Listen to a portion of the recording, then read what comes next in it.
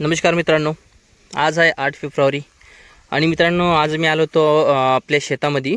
सहज जात होतो बाहेर, म्हणलं उभं करूया थोडंसं. आणि तर कांदे कसे आहेत मित्रांनो बघू शकता. आज जवळपास 2-2.5 महिने झाले जवळपास लावून. तर तुम्ही बघू शकता कांद्याची कशी हालत आहे. फक्त याला गोल मारलं आहे, याच्यानंतर अजून काहीच केलं नाही. आता मटेरियल वगैरे निंदणी वगैरे करायची आहे ना. इथून तर शेवटपर्यंत आहे. हे इकडं पण आहे, पण हे कसं आहे थोडंसं लेट लावलं होतं त्याच्यामुळे थोडंसं, कारण हे एकच तुकडं होतं ना. हे बघा हे कांद्याचं हे थोडंसं लेट आहे त्याच्यामुळे थोडंसं फिकं दिसतंय. आणि साईडला जे आहे ते ऊस आहे, तिकडे तुम्ही बघू शकता साईडला ते ऊस आहे तिकडे त्या साईडला. आणि इकडं तर शेवटी बाजरी वगैरे टाकायची आहे, तर टाकू ना. इथून बघा हे जे एक जवळपास एकाच वेळेस लावलं होतं ना, इथून तर शेवटपर्यंत तुम्ही बघू शकता. शेवटपर्यंत जे आहे पूर्ण कांदे आहे. आणि काही त्या साईडला तिकडे तुम्हाला दिसत असेल त्या साईडला बी काही कांदे लावलेत. तर बघा आज जवळपास 2.5-3 महिने झालेत आणि कांदे कसे आहेत माझ्यापेक्षा तुम्ही नक्कीच अनुभवी असणार. कारण मी जास्त करून म्हणजे शेतीत नाही थांबत, म्हणजे काम नाही करत, दुसरं पण काम असतं त्याच्यामुळे. पण तुम्ही नक्की अनुभवी असाल तर मला नक्की सांगा की कांद्याची हालत कमी आहे की व्यवस्थित आहे, की याच्यात काही कमी पडलं आहे खत वगैरे, किंवा काय टायमिंग कसं असेल तुम्ही मला कमेंटमध्ये सांगू शकता.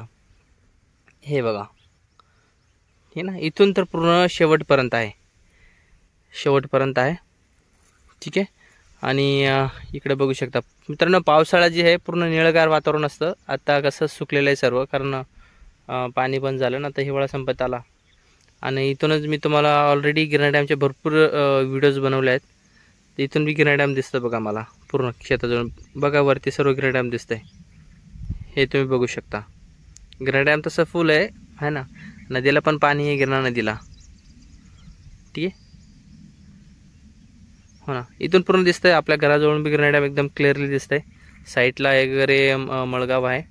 आणि हा जो परिसर ना मित्रांनो पूर्ण पाणीचा परिसर आहे, कारण गिरणा नदी जी आहे साईडलाच आहे जवळपास. इथून 100 मीटरच्या अंतरावर गिरणा नदी. इथून ते जे समोरचं डोंगर दिसत आहे तिथून गिरणा नदी जी आहे ह्या साईडला अशी गेलेली आहे.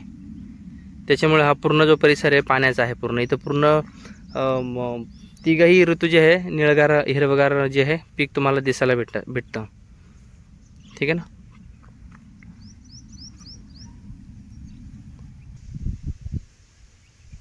तर मित्रांनो आपण कुठून व्हिडिओ बघताय मला कमेंटमध्ये नक्की सांगा. आणि आपण आपल्या चॅनलवरती जर नवीन असाल तर चॅनलला सबस्क्राईब नक्की करून घ्या, व्हिडिओला लाईक नक्की करून घ्या. ठीक आहे मित्रांनो, हे बघू शकता इथून आहे आणि वरती त्या साईडला पण कांदे आहेत. हे बघा ह्या साईडला पण कांदे आहेत, तुम्हाला दिसत असेल. इथं आहे वरती त्या साईडला पण आहे, आणि तिथं शेवटी वरती पण आहे. आणि वरती देखील लावलेले आहेत नारळाचे झाड वगैरे तुम्हाला दिसत असणार. हे बघा ठीक आहे ना. अशा प्रकारे जे मित्रांनो आपल्या शेतीमध्ये पीक चालू आहे. आणि ह्या ऊसाच्या नंतर जे हे जे समोर तुम्हाला ऊस दिसतंय, ऊसाच्या त्या साईडला जे आहे तिकडं मक्का लावलेली आहे ना. त्या साईडला मक्का लावलेली आहे, ती पण चांगल्या प्रकारे मक्का आहे. आणि इकडे जे खाट्या वावर दिसतंय गाडीच्या त्या साईडला वरती, तिथं उद्या जवळपास बाजरी टाकायची तिथून. किंवा त्या साईडला जे आहे ना झाडांच्या त्या साईडला तिकडे पण क्षेत्र आहे, तिकडे देखील आपल्याला बाजरी टाकायची आहे. बाजरी पण लागते ना, शेती असून आपण फक्त पीक टाकायचे आणि अन्नधान्य खाण्यासाठी विकत आणून खायचे हे काही बरोबर दिसत नाही. शेती आहे म्हणून आपण अन्नधान्य बी आपल्या शेतातच पिकलं पाहिजे, तरच शेतकरीला बी आपण शेतकरी म्हणून असं समजू सर्वांना आहे ना. काही लोकांचं असतं की डाळिंब लावतात, मोसंबी लावतात, पपई लावतात, मोठे मोठे पिकं लावतात, तर जे आपण खातो ते विकत घेतात, म्हणजे पैसे तिथून कमवतात. आणि जे अन्नधान्य वगैरे जे आहेत ते काय करतात बाहेरून विकत घेऊन आणि मग ते खातात. त्याला काय मित्र आपली गाडी आहे. 2 वर्ष झाले जवळपास, अजून झाले नाही, एप्रिलमध्ये होतील है ना. हे बघा मित्रांनो या साईडला जे आहे खाट्या वावर आहे, इकडे बाजरी टाकायची आहे. हे बघा मित्रांनो, इकडं जे नदी क्षेत्र असल्यामुळे सर्व जे पीक आहे ना हिरवगार आहे, पूर्ण हिरवगार आहे. हे बघा, कुणी बाजरी लावली, कुणी मक्का लावली. जास्त तर इकडं कांदे चालतं है ना, कांदे मक्काला जास्त खर्च नसतं, कारण बिन भांडवली असतं ना ते, त्यामुळे मक्का बी भरपूर लोक टाकतात.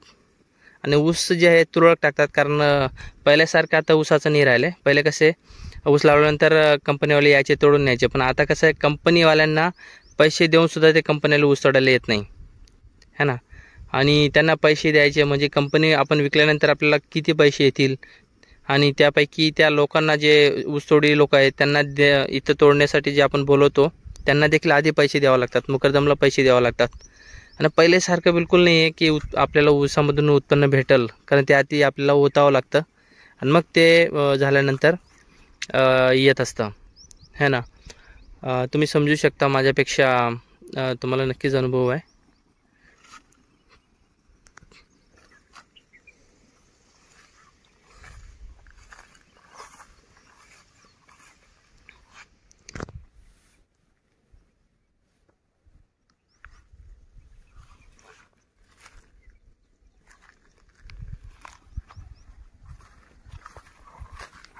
ठीक आहे मित्रांनो, तर चॅनलवर नवीन असाल तर